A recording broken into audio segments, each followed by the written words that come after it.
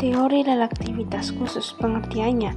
Teori relativitas khusus adalah konsep yang diperkenalkan oleh Albert Einstein yang mengubah prinsip hukum fisika klasik.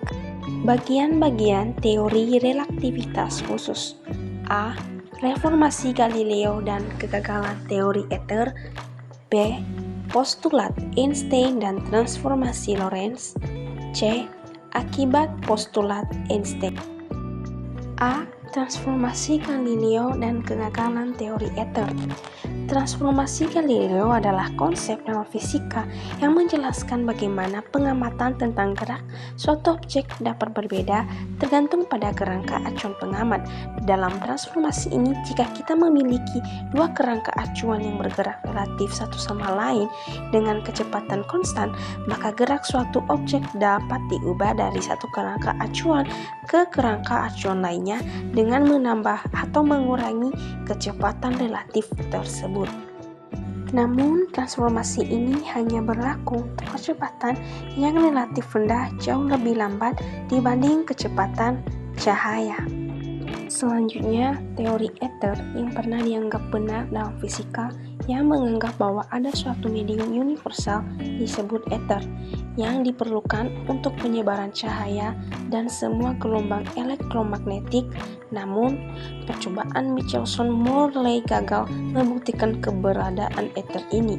Kegagalan ini membuka jalan untuk diperkenalkannya teori relativitas khusus oleh Einstein. Dalam teori ini, Einstein berargumen bahwa tidak ada kerangka acuan universal yang sebelumnya dianggap diisi oleh ether. Sebagai gantinya, ia menunjukkan bahwa hukum-hukum fisika harus sama dalam semua kerangka acuan inersia dan bahwa kecepatan dalam vakum adalah konstan terlepas dari kecepatan sumber cahaya atau pengamat. B. Postulat Einstein dan transformasi Lorentz. Postulat Einstein dalam teori relativitas khusus adalah dua pernyataan dasar yang membentuk dasar teori ini. Yang pertama, hukum-hukum fisika memiliki bentuk yang sama pada semua kerangka acuan inersia.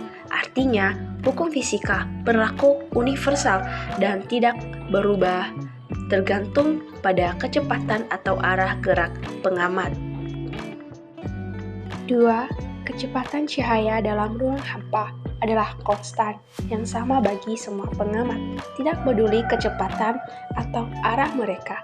Ini berarti bahwa cahaya selalu bergerak dengan kecepatan yang sama atau sekitar 299.792 km per detik dalam ruang hampa, tidak peduli seberapa cepat atau lambat pengamat bergerak relatif terhadap cahaya tersebut.